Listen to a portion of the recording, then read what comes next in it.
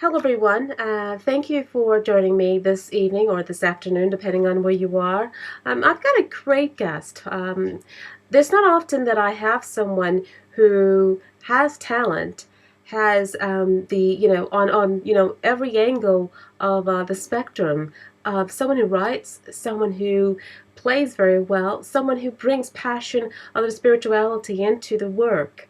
Without further ado, I'd just love to really welcome my wonderful guest, Dawoud Kringle. Hello, Dawoud. How are you doing? How you doing?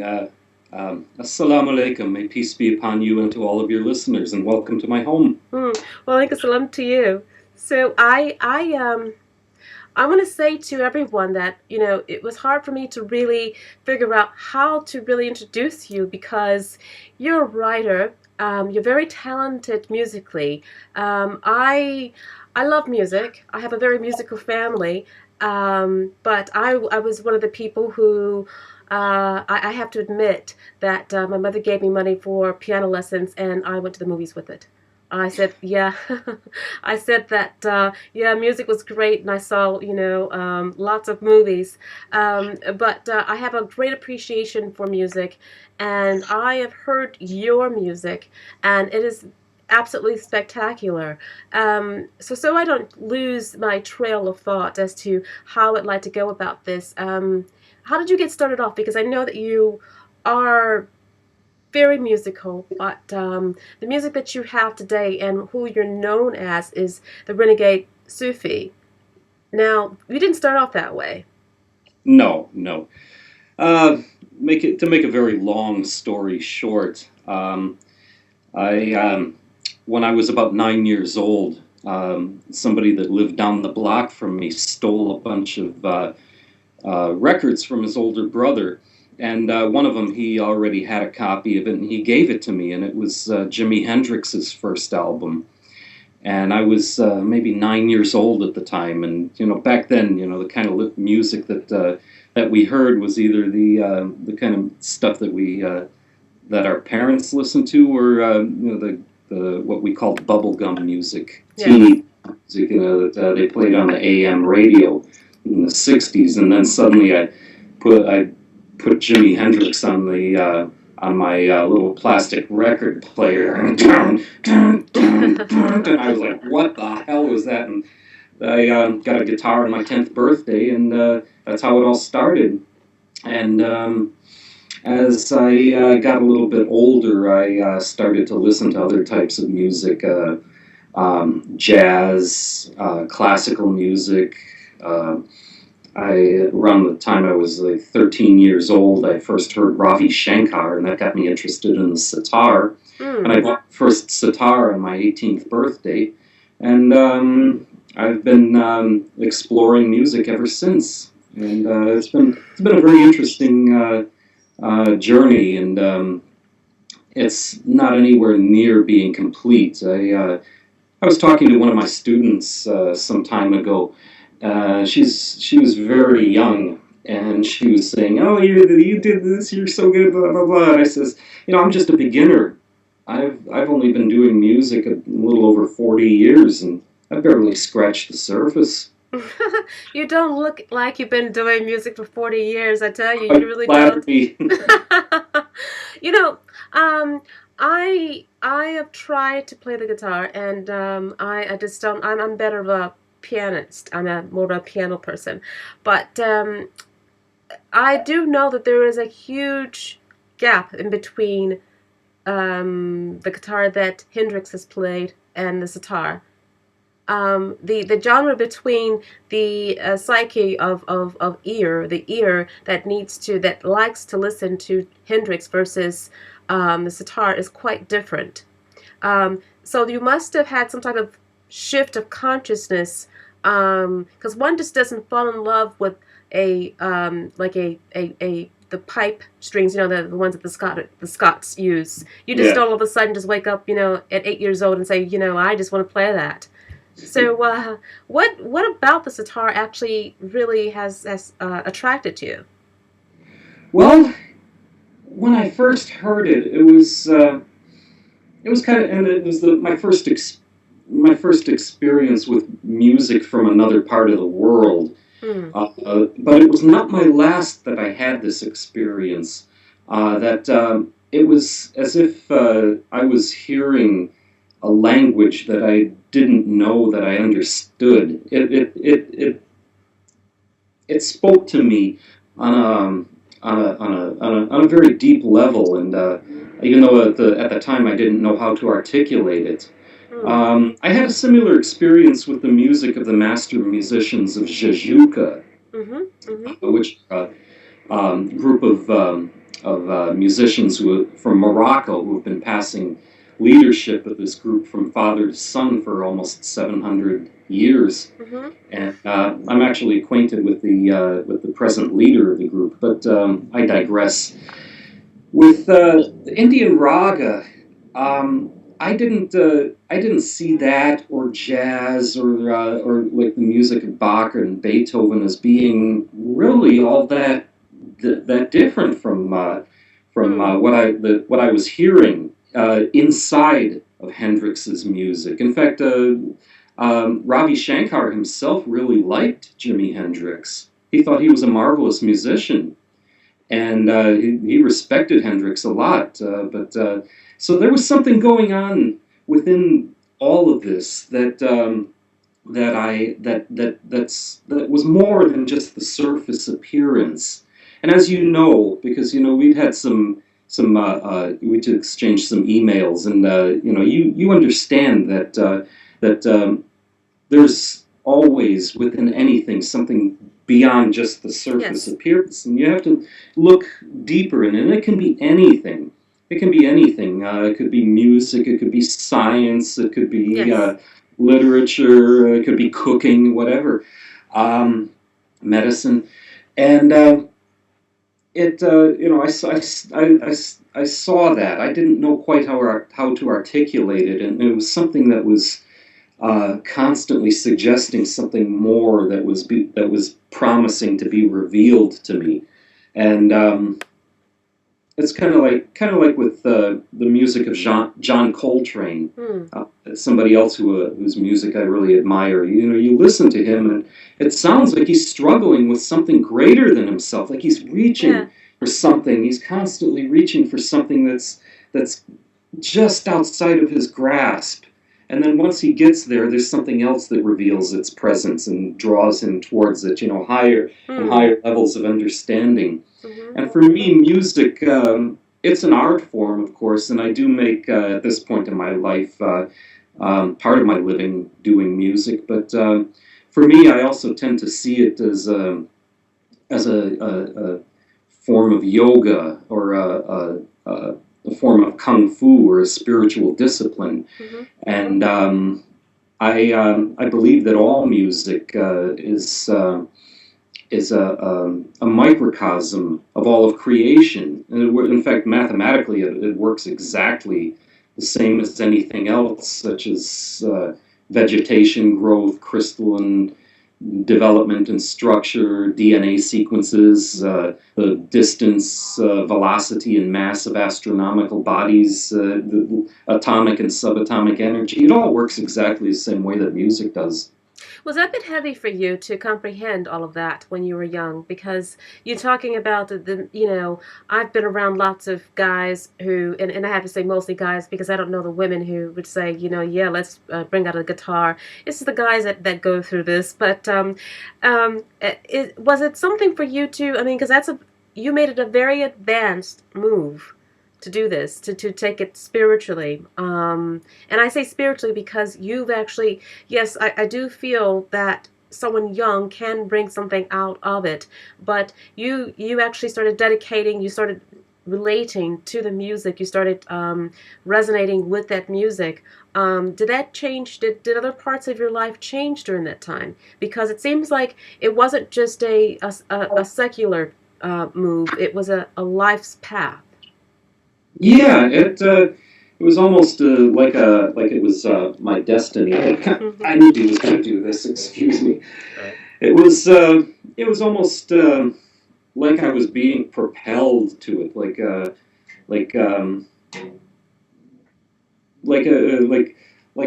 momentum. Yes, I was riding a sure. momentum that of my fate, my destiny. Mm. And, I and you know, a lot of the times some of the people that were around me, I had a hard time explaining it to them. In fact, I bet in my early years I didn't know how to articulate any of this at all. But I also, at the same time, found myself pursuing some other arcane paths. In my early years, I started studying the works of Timothy Leary and Aleister Crowley, and I got deep into that for a number of years. And I'd also read the Bhagavad Gita, the Tao Te Ching, parts of the Buddhist scriptures. I know the Bible very, very well, better than a lot of Christians do. And eventually, I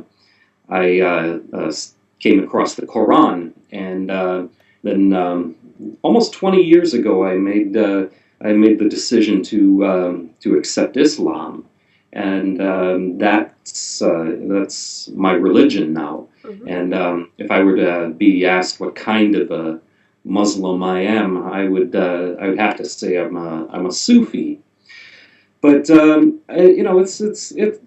we're here in this world, we all are following this path. Our own destiny. We all have these things revealed to us to some degree or another, and I just did what I had to do, and I'm doing what I had to do, and I made a lot of mistakes over the years. It's not always been easy, but it's been interesting. I wouldn't have it any other way. Well, in reference to the path that you've taken spiritually and how that relates to your music, do you feel that it's actually added value, or do you feel that, because a lot of people these days just make noise and it sells, but yours is yours gives substance and meaning to you. It's a little bit more than just okay, let's just make some noise and see who purchases it. You have related it towards spirituality. So how have you actually merged the two together? Well, it wasn't so much of a conscious act as allowing it to happen. I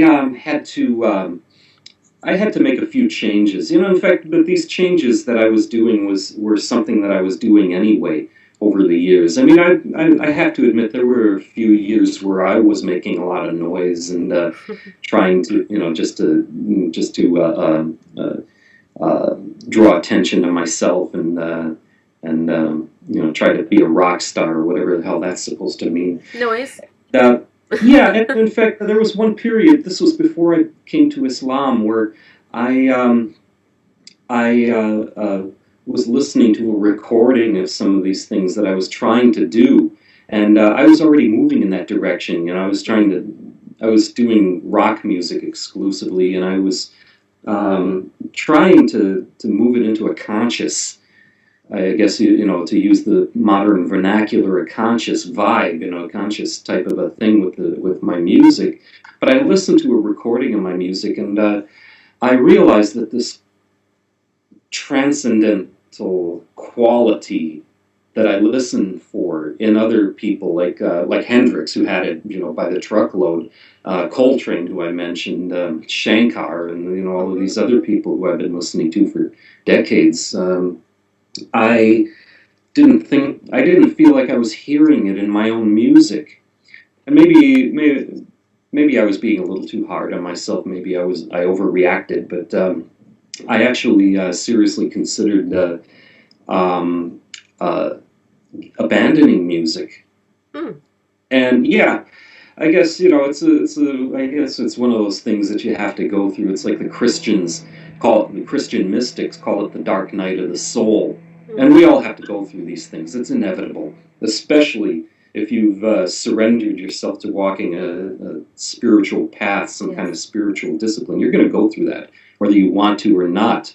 It's no different from mining gold. You take this stuff out of gold mine, and what do you have? You have dirt, and you have to put it into a fire. You have to burn it, and then hammer it out.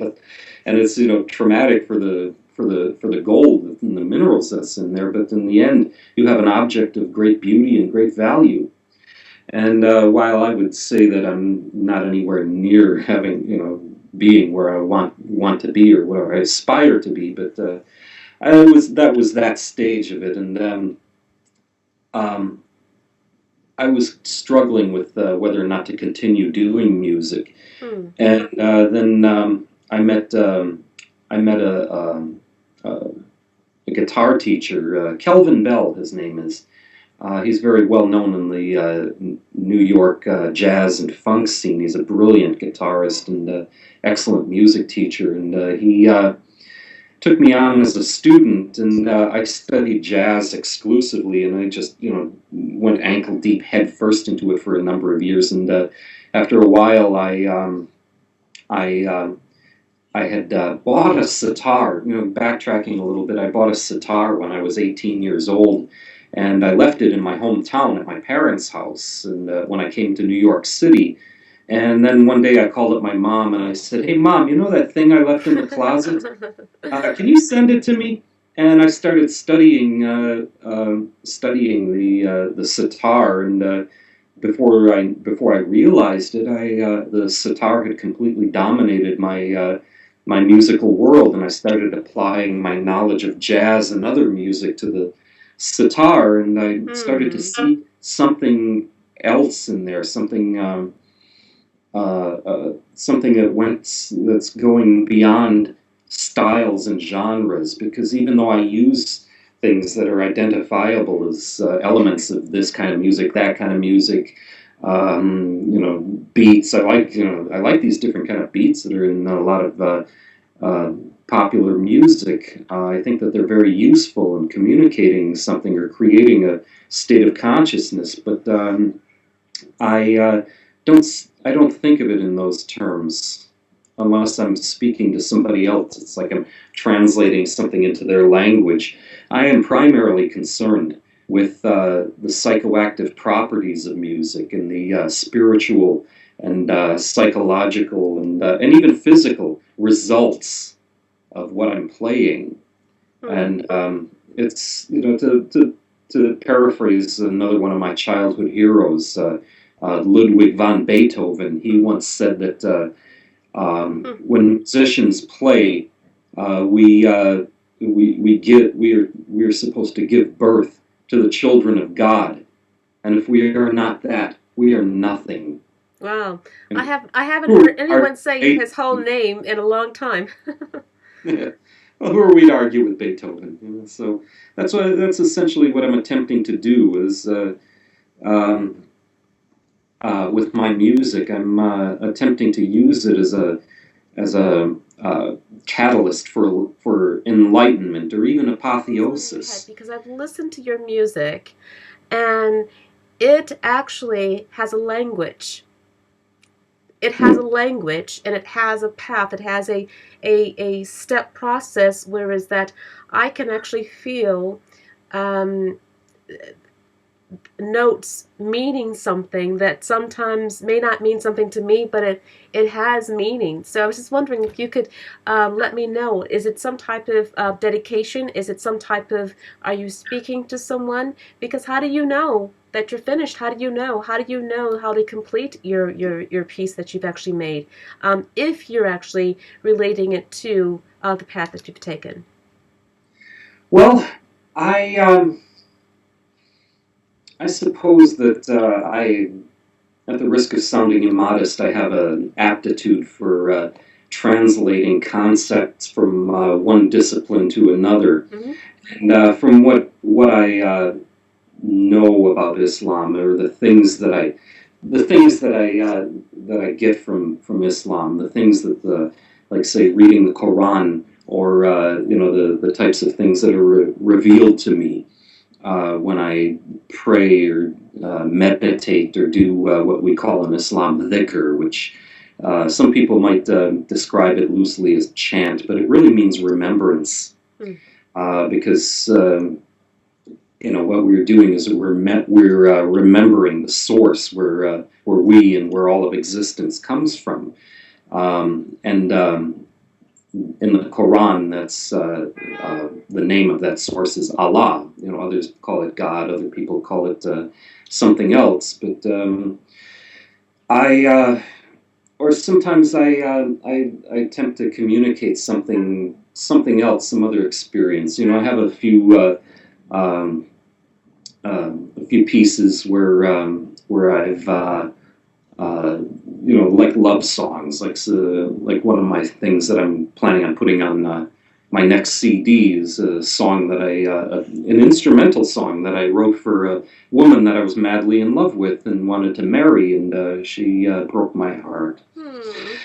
But the thing is with these things, to go back to what Beethoven said, about giving birth to the children of God, which is a metaphor and not to be taken literally. No. If I'm attempting to make these things that that I've experienced, or to be experienced by the people that are listening to this, and they're going to get their own thing from it. What they get from it it's none of my business. Some people they just say, oh, I like your music. This is I get this out of it, and some people tell me things that really surprise me that I wasn't expecting. Like I was playing in Chicago once, and some guy, and I looked at his eyes, and he was not high. He was not on any drugs or anything. And he told me, man, when you were playing, I was walking through a forest and talking to winged serpents. I was like, okay. And he says, how did you do that? And I said, I'm just doing my job. I'm just doing my job. It's all there's it's like a matter of breaking down the barriers between things, and finding unity rather than separation in things, and sharing these experiences. It's a shared experience and a service that I'm performing, and whatever I manage to communicate to people, they take that, and then they use it with some other aspect of their life, and whether directly or indirectly, the thing that they do that was influenced or inspired by what I gave them is going to influence and inspire something else. That's a constant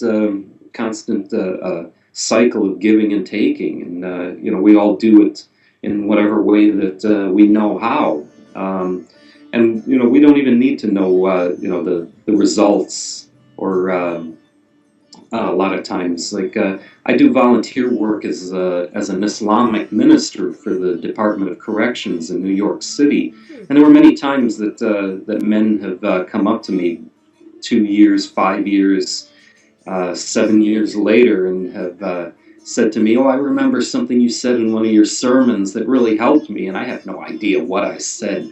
I don't even have notes that I read from. I just improvise all of my sermons. I have no idea what I'm doing.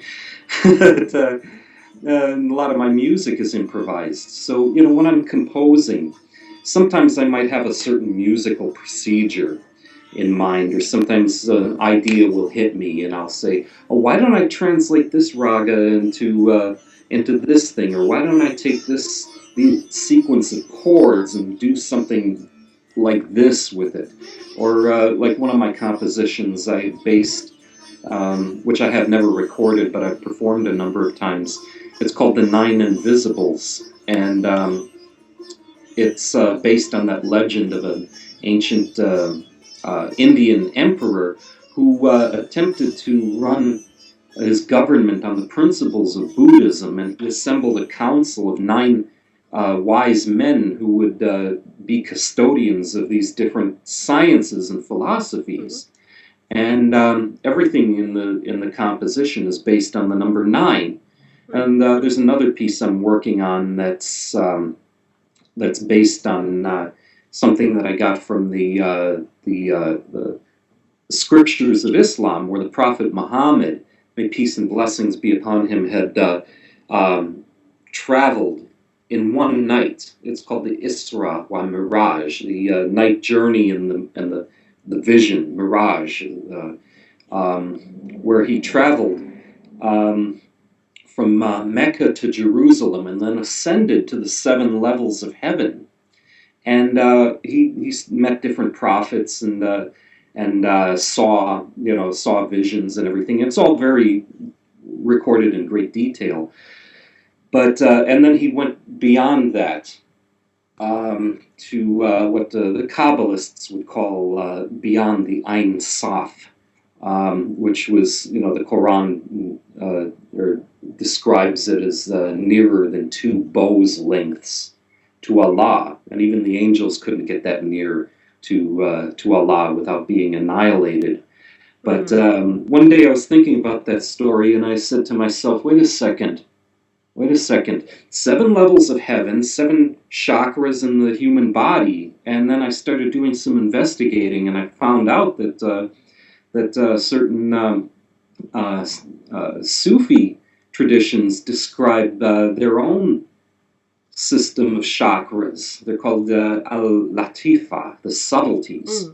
And I said to myself, then it hit me, and I said, why don't I compose a 7-part music suite that each part would symbolically represent one of these levels of paradise that the prophet visited, and at the same time would stimulate the corresponding chakras in the listeners.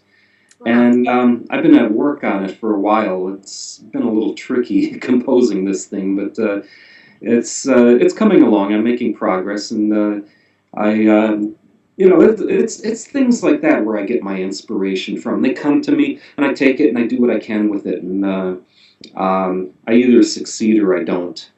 Well, you know what? There's a huge. I could never encapsulate your life within this time frame of this interview, but there is a huge important part about you that's so significant, and how you do what you do, and that is the path that you've taken within Islam, and particularly being a Sufi. So could you explain a little bit about the mysticism behind everything that really defines you? Because there's a lot of misconception, there's a lot of ignorance, and I figure why not see if we could hear from you, because I'd rather people hear from someone today rather than look at 5 or 6 different books and still be confused. Well, in a nutshell, the Islam is probably the most absolutely monotheistic religion in the world, and we believe in the absolute oneness of God, of Allah. In fact, the name Allah is very well suited to describe this monotheistic concept of a supreme being, because linguistically, the name cannot be pluralized or genderized. To attempt to do so would be to speak gibberish, and you might have heard that term Allahu Akbar, which a lot of Western journalists and media have attempted to translate as God is great, but what it really means is God is greater. That no matter what it is that the human mind can comprehend or imagine, or the senses could perceive, or even beyond that, what we can't understand and what we can't perceive, Allah is always greater. And yet at the same time, we are introduced to Allah on a very intimate level throughout history. This what Islam teaches is that throughout history there have been various prophets that were sent to humanity. The Quran says that some of them were mentioned in the Quran, and many of them were the same prophets that were mentioned in the biblical scriptures, such as Adam, Noah, Abraham, his two sons Isaac and Ishmael, Moses, Jesus, whom we believe was a prophet of Islam, not God or the Son of God, and of course Muhammad, may peace be upon them all. And that each one of those prior to the Prophet Muhammad was given revelation from to be shared among all of humanity as a process of revealing these higher and more sublime truths to humanity, and it took time. It had to be revealed to human beings in stages, not only on an individual level, but on a level of the whole of human history. And once, and we believe that Muhammad, may peace be upon him, was the last of these prophets. Now, this does not mean that that there would not ever be any spiritual teachers that came after him. Of course, there were, but it was as if this final reality was given to humanity, but at the same time, it was so immense that you could look at it for all of eternity and still keep finding new and undiscovered truths in it. And this is on a level of society, on a level of the whole humanity, and a level of the individual as well, because individuals evolve in stages. I did, you did, whoever's listening to the sound of my voice and looking at my handsome kisser on the screen. They experience the same thing, and it is an ongoing process. It never ends. And human beings can't do it, when they're separated from the rest of creation, and separated from that source of creation, separated from divinity. Within ourselves, we can't see the ourselves as a microcosm, and we cannot be that microcosm with that separation. Right. And that's one of the things that Islam teaches, and I tend to see it less as a religion, as more of a form of yoga, a spiritual discipline that your entire being, physical, mental, and spiritual, does all the time, without stopping. And of course, it waxes and wanes. You want to find if you were interested in learning about human beings that make a lot of mistakes in their practice of Islam, my life would provide the most excellent model of study. Really? Are you kidding me? My job, was imam, volunteer imam in the prisons. I never asked for it. I didn't want it when they when they drafted me to do it, and I still don't want it. But it's still rewarding, and I get something out of it, and the men that I deal with get something out of it. But the point is that I see, and I'm not alone in this, I see that within Islam is the means as a focal point where all of these other separate religions and philosophies and spiritual disciplines can come together under one roof. I mean, it can happen. There's one friend of mine. He's very well versed in the Bible. He's a Muslim, and when he reads certain passages in the Bible, he sees Islam. I have another friend who who's brilliant with various Chinese forms of martial arts that came from the Buddhist and Taoist traditions. But when he looks at it, he sees Islam.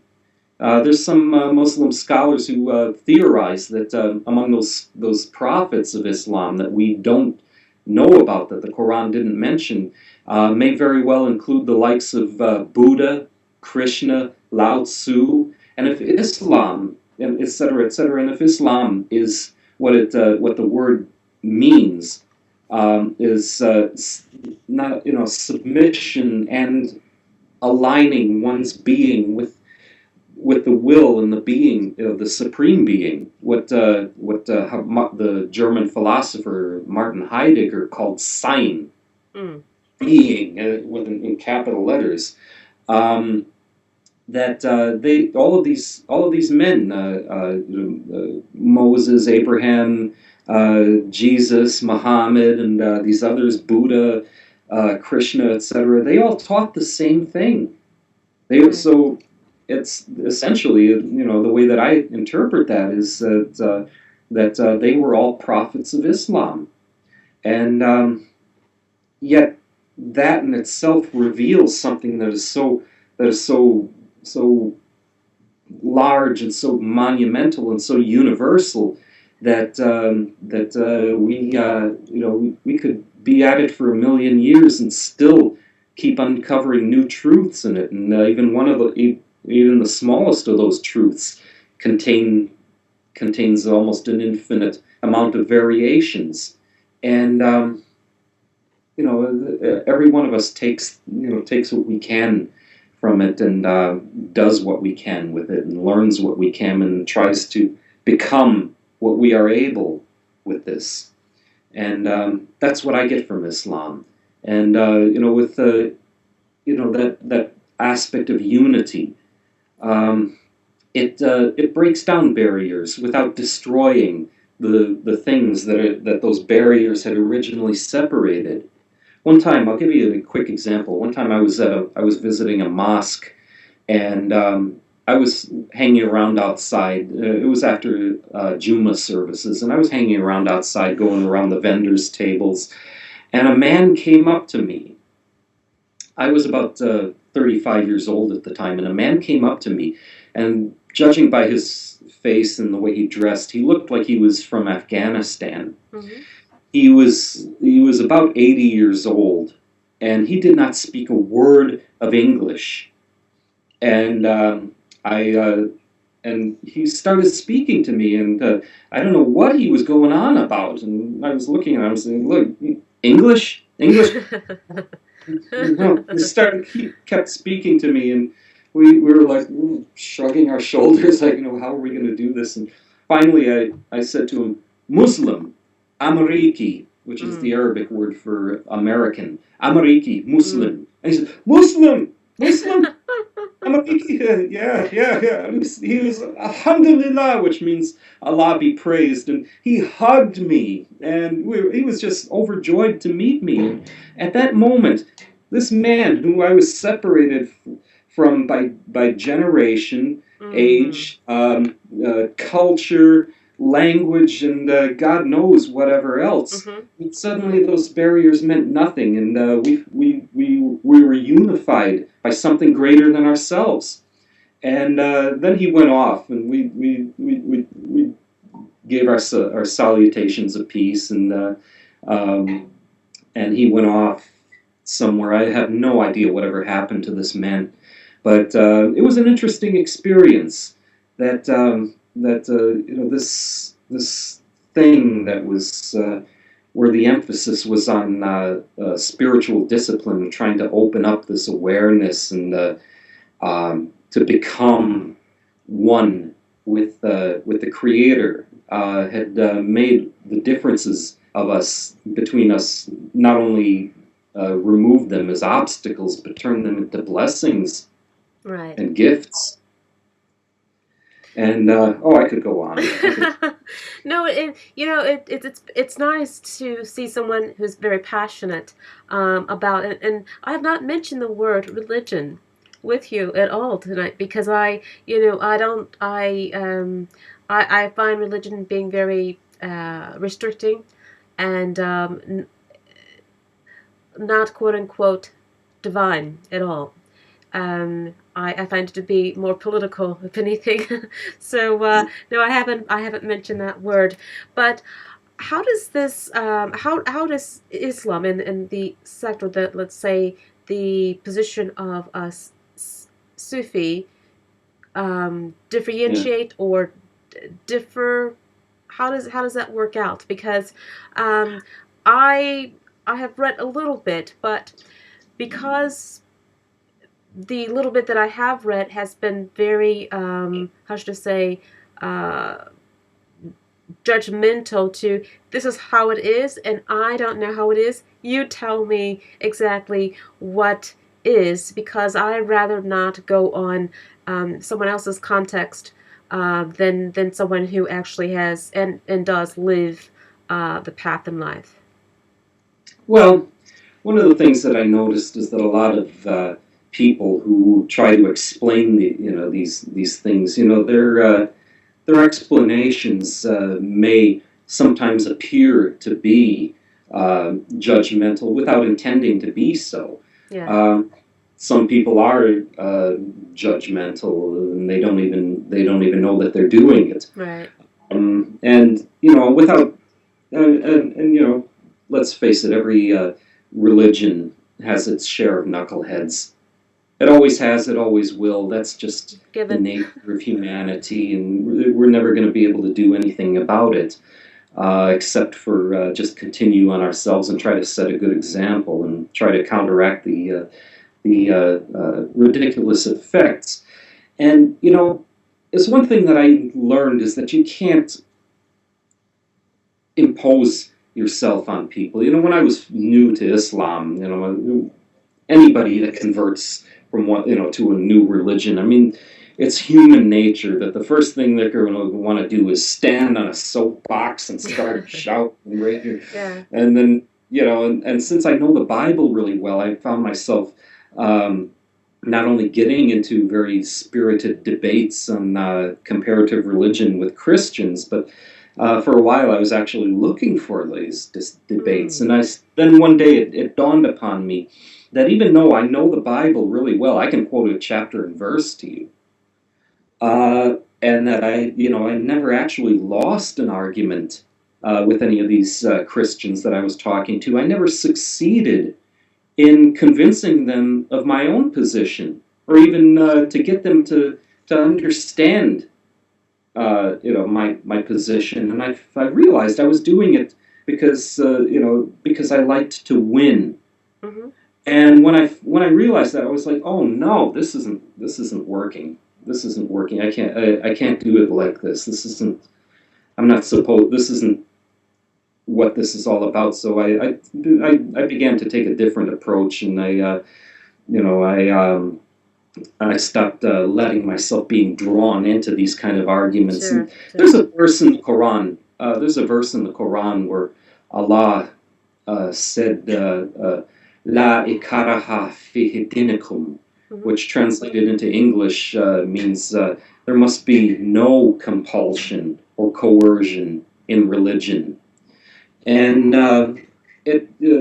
people have to find these things for themselves, and even though other people can show them things, Yes. it's Okay. there's another verse where Allah said, teach them about Islam, but then go your way in peace. But after I've shared these things, after whoever watches this video hears what I have to say, whatever they do with that is no more any of my business. It's I can't I if they want to contact me and send me an email and ask me a question, I'll answer it. Or if they want to send me death threats or whatnot, you crazy Muslims. But it's it's a very personal thing. And if there is anything that I or any of my Muslim brothers and sisters, and believe me, there's a lot who are have the same attitude as I do, but sometimes some of us feel like we have to defend ourselves because, let's face it, in these days in certain parts of the world, Islam is the enemy. for a variety of reasons that I haven't got time to go into now. That would require another interview. Yeah. But sometimes people, some Muslims feel like their backs are against the wall. I know that feeling well. I know what it feels like to have a target painted on my chest because for no reason other than I say that there is no God but Allah, and Muhammad is the messenger of Allah. But it's where we put out there into the world and we communicate, and especially nowadays with technology, which is a double-edged sword, but it can be very useful and beautiful too, to communicate these things that here it is. Just all I ask is a fair hearing, and once I've said my piece, then the rest is on you. And if you have any questions, ask. I'll find. If I don't have the answers, I'll find them for you. I think that's fair enough because honestly, you mentioned something that was very important, that people will walk away with the wrong conclusions, and really you cannot change someone's heart or someone's way of life in a couple minutes. They really have to want to, and if they aren't going to listen, no matter what you tell them of what truth, they will walk away with some type of misconception and just reconfigure everything, and walk away even probably more stupid than what they came to you about. So yeah, I really appreciate that. With everything going on here, and with your music, you've come up with a great book that really mimics to me your life, even though it is not it's not a factual book. And correct me if I'm wrong, but well, maybe you can help me. It's quantum. Is it Hijra? Hijra. Hijra. Would you please elaborate on your wonderful book, because I have read it. I found your book to be quite soothing. It's quite soothing, and I'll tell you why. I'll tell you why. You have given me great pleasure to read a lot of the passages through the Quran. You have given me lots of different examples of the beautiful scriptures that I actually have a Quran, and I've actually gone back here and there, and I'm not Muslim, but I have actually done a lot of reading in the past, and gone to the mosque and things like that. But I just didn't know how to go back and says, okay, what is he says? I read this and I read the story. Lovely story. I found myself really loving how you applied the scriptures to your life. It was just really wonderful how you actually did that. How you brought a lot of these. That's what they're there for. We're supposed to apply these things to our lives. Well, that's what I really enjoy about your book. I mean, the story, I enjoyed the story, but I really resonated with a lot of the peacefulness that I received from it. So go ahead and talk about your book. Well, in addition to music, I've always done a lot of writing. I've written for a couple of magazines. I did some articles for Illum magazine, which is an American Muslim magazine, and I also write music reviews for a magazine called doobiedoobiedo.info. I've done some other things, and then one day I was standing in line at the grocery store, and and an idea for a short story came up into my head. It just popped into my head, and I was like, wow, that would be kind of cool. So I went home and I fired up the old computer and I started typing, and the story, I was getting close to being finished, and then I started changing this and just growing and growing, and I changed other things, and then I added more things, and it just kept evolving. And suddenly I realized, wait a second, I'm writing a book. Yeah. I didn't even know I didn't even go into it with that intention. and I started envisioning this story of this character, and there are some autobiographical elements in the book, although there is no one character in there whom I would say is me. I've scattered the autobiographical elements all over the place, and in some ways deliberately obscured them. But I just kept writing, and sometimes I'd leave it alone and then come back to it. And then one day, it was actually during Ramadan in 2010 that I finally realized, okay, it's finished. You mentioned earlier about how do I know when a composition is finished? It's more like I abandoned it. I said, all right, enough. Already, I see. I've had enough. Okay. I'm I going see. to put a period on this and move on to the next thing. But finally, I realized that I had a book, and I've always loved science fiction. I mean, I've grown up with the likes of Isaac Asimov and Arthur C. Clarke, and I love people like Frank Herbert. Dune, I reread it once a year almost. Really?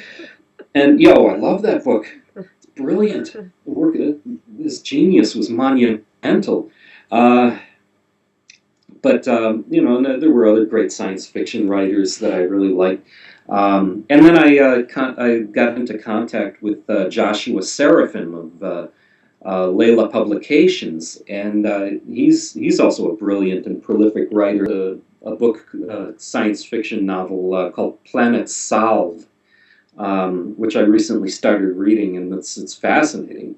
But anyway, he and I got to talking, and he decided to take a chance on me and put out my book, Quantum Hijra, and now it's available on through LaylaPublications.com. It's available on Amazon.com, BarnesandNoble.com, and it's I tried to do something with the like you were saying, applying spiritual principles to what I'm doing with music, and I attempted to apply the spiritual principles of Islam to the genre of science fiction, and although I'm not the first one to do this, there have been others.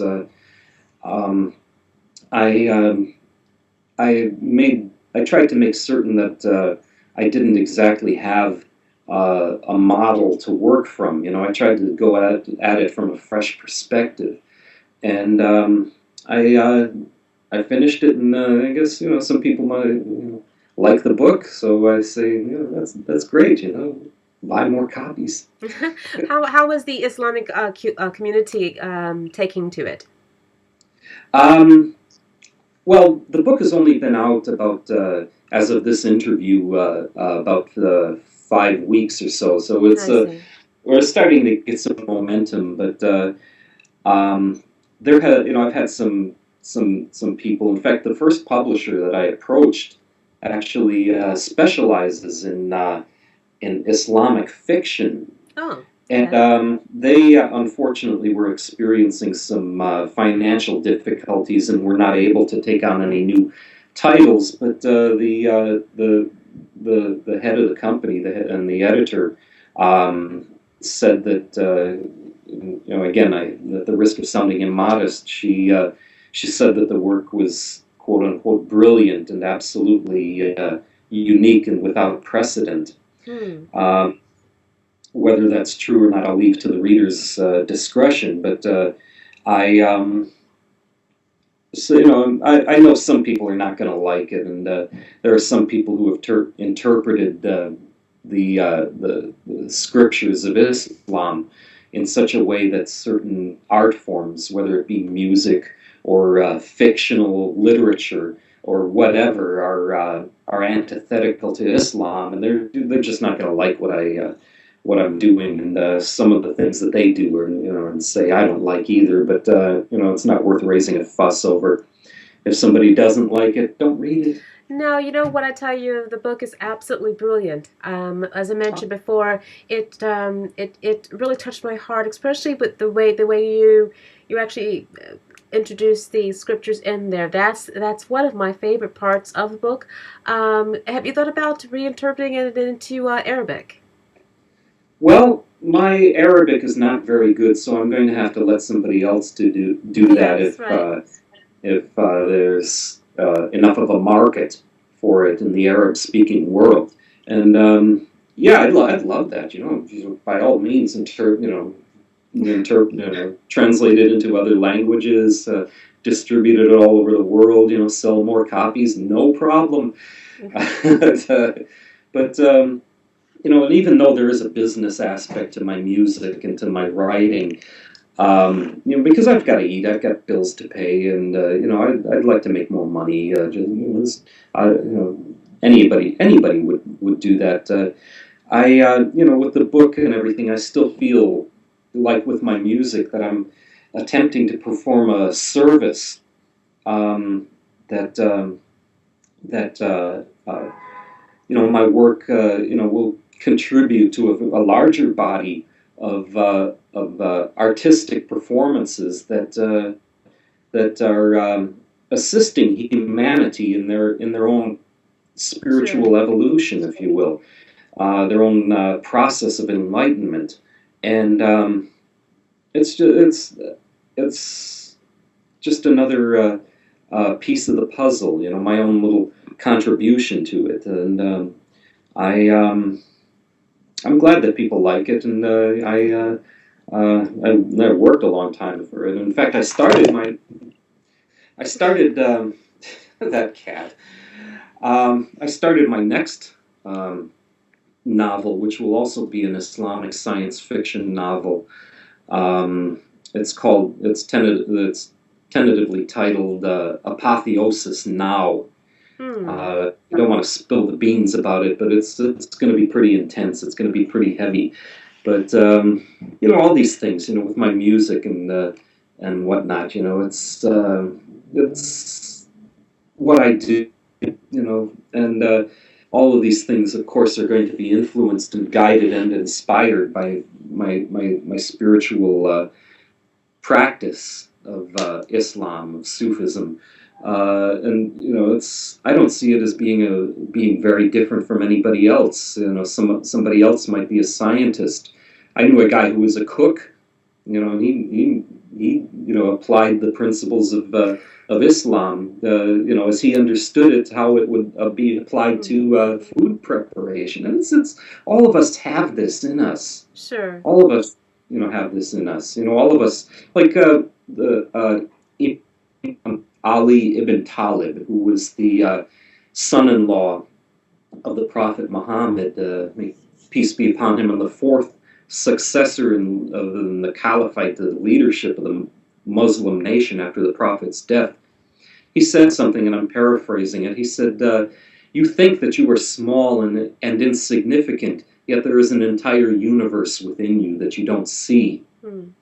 And we're all trying to see it, and we all do something in order not only to try to see it within ourselves, but if we're have love for our fellow human beings, we try to help others to see it. And these are my talents: music and writing, and this is how I'm doing it. There Well, really isn't anything else more to it than that. Well, there are a lot of people who love music, a lot of people who want to be big, and I know you're a teacher, and you've had many great teachers teach you. Excuse. Um, what would you recommend, or what would you advise people wanting to um, pretty much use you as their mentor in reference to how yes you how what would you recommend people do and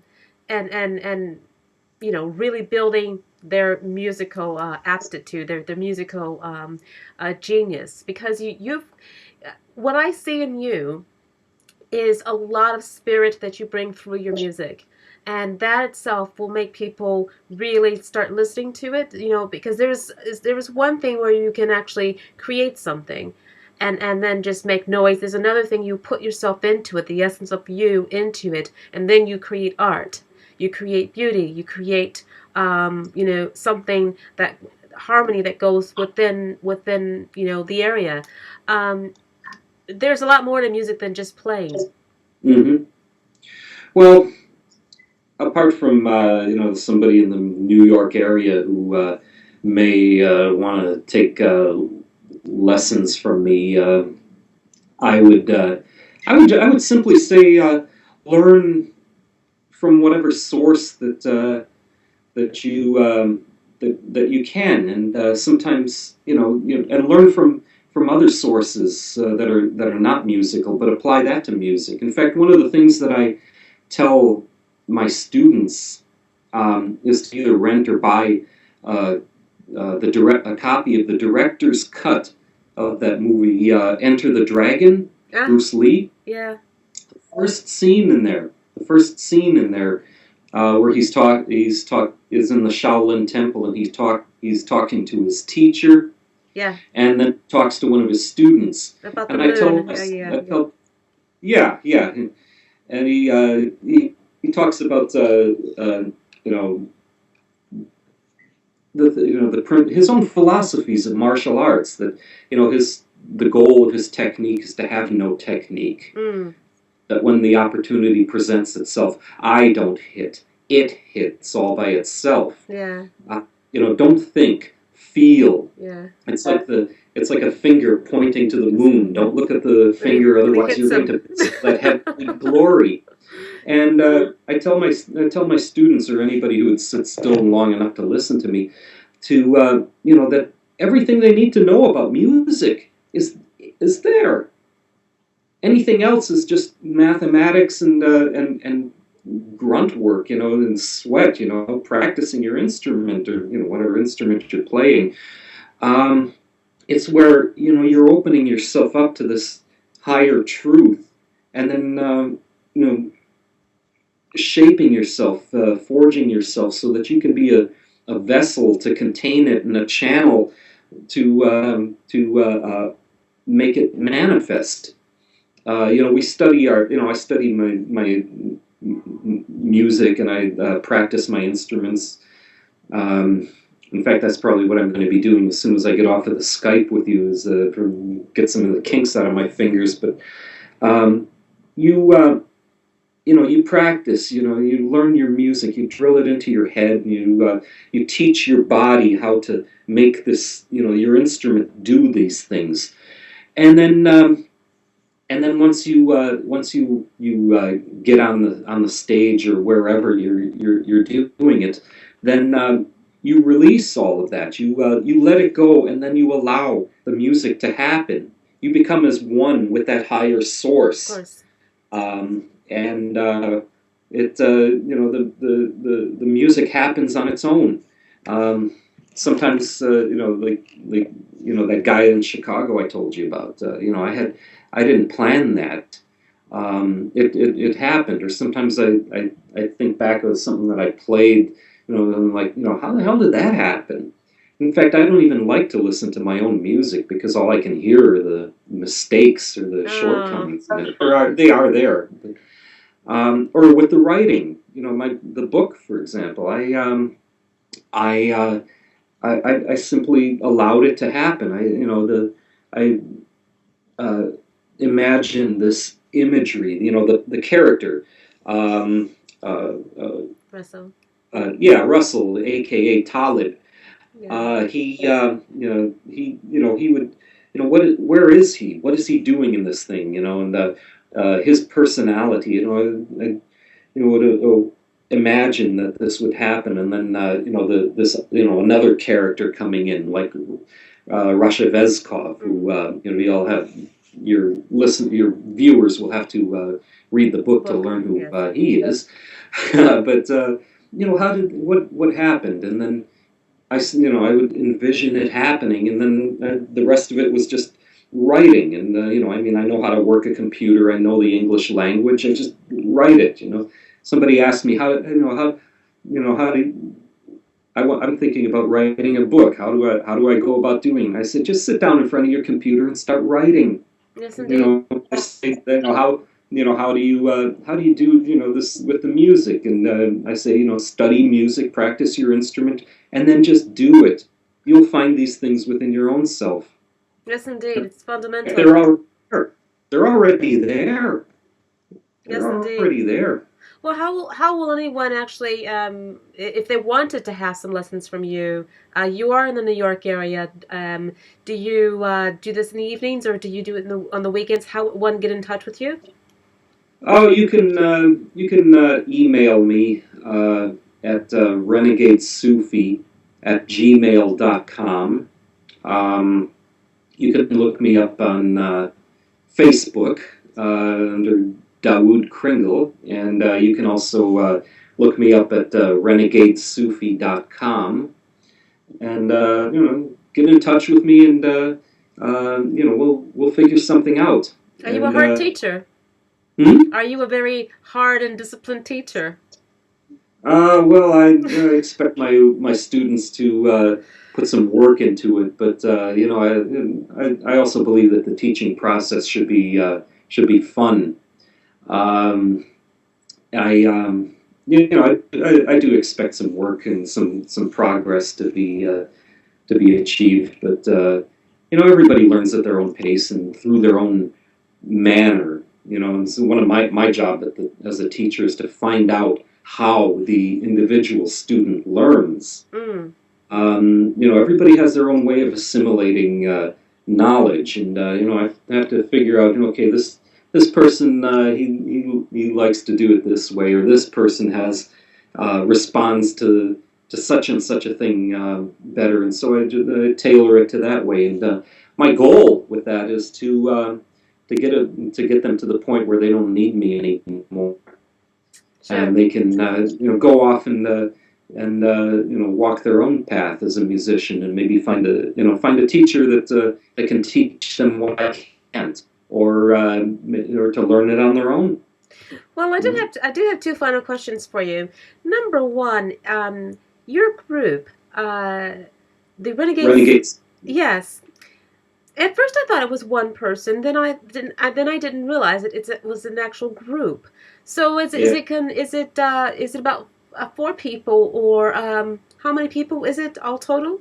Is it three? Well, one of the things about the New York music scene is that everybody plays with everybody else, and band members are interchangeable. I mean, Yes. there's some people that I'm working with right now that on a more or less regular basis that are absolutely brilliant musicians. And Jimmy Lopez, percussionist, drummer, for example, he's absolutely brilliant percussionist, and I like that because I'm an incompetent percussionist. I can keep a beat, but you don't want to hire me to play drums Okay. in a band. No way. But sometimes it depends on who's available. Sometimes it depends on how much money is in the budget. That's something that's inescapable. And sometimes it depends on what I'm attempting to do. Certain projects that I do, or certain performances, sometimes they're with a group. I played at the Brooklyn Academy of Music not long ago, and I had Jimmy on percussions, Holly Cordero on the bass, who's Mm. also somebody I work with regularly, and my old guitar teacher, Kelvin Bell, Oh, playing really? guitar with me. And I played sitar and an instrument called the Dilruba, a Yes. bowed instrument.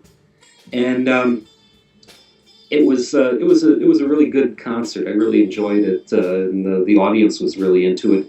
There were other times when I'd do a duet performance with just me and a percussionist. I do a lot of solo performances. Hmm. Those are good because I don't have to prepare for them in any way. I just go there and just improvise everything. I don't even think about what I'm doing from one second to the next.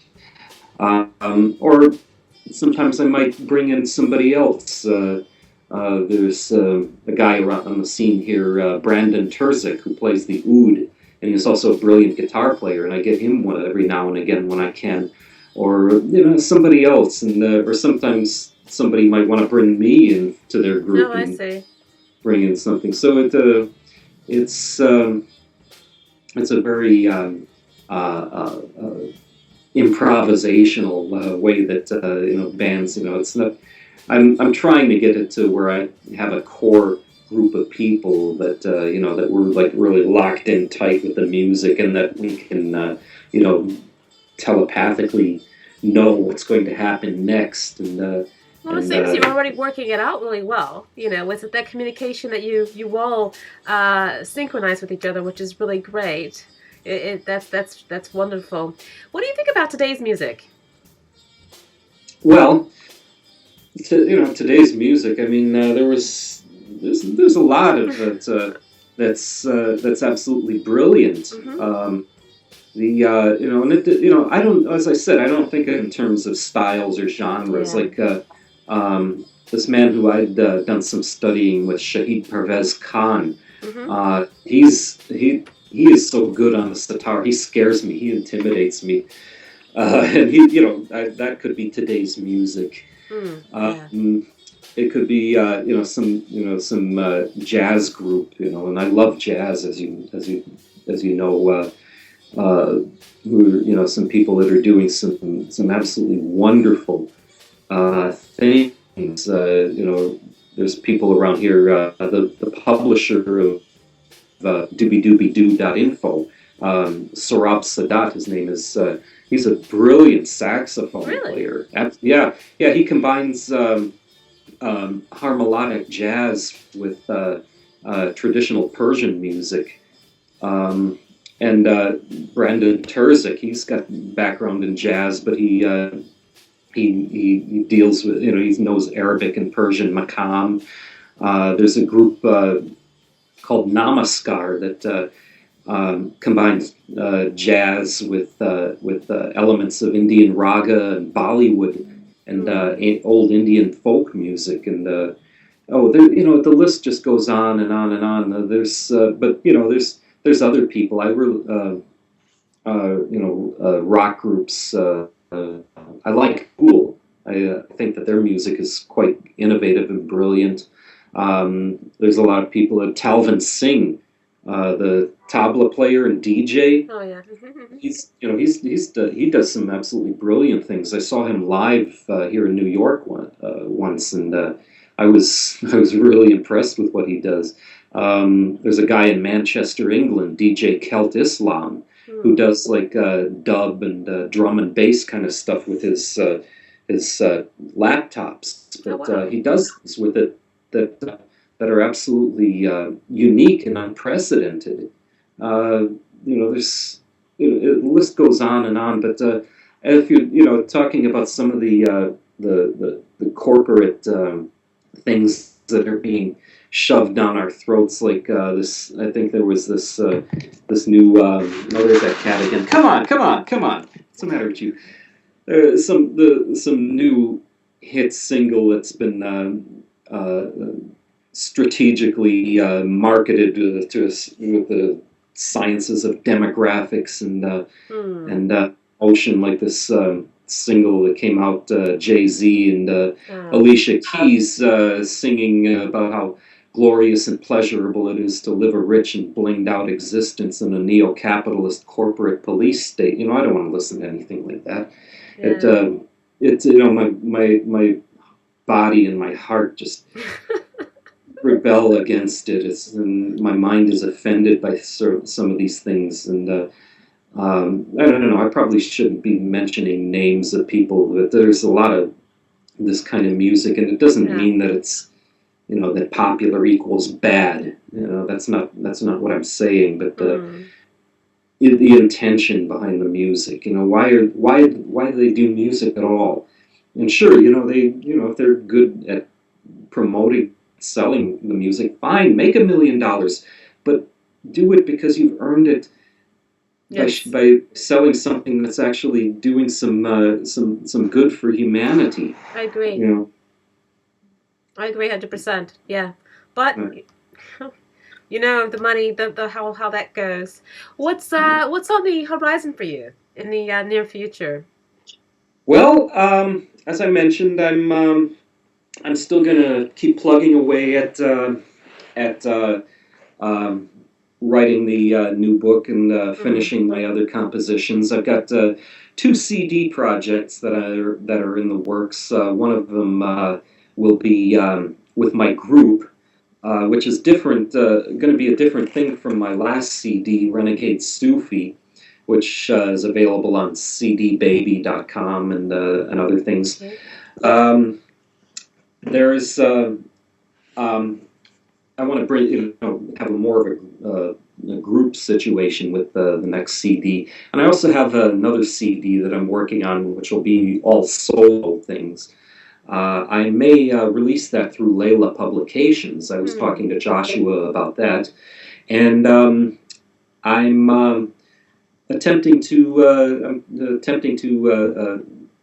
book some more performances, not only in the New York area, but I would be available to do some traveling. And if circumstances were right, I'll go anywhere and do some performances. And I also am planning in the beginning stages of a book release event where I'm going to combine the book with and book signings with a music performance. I'm looking for a venue to do that, and keeping that whole thing together,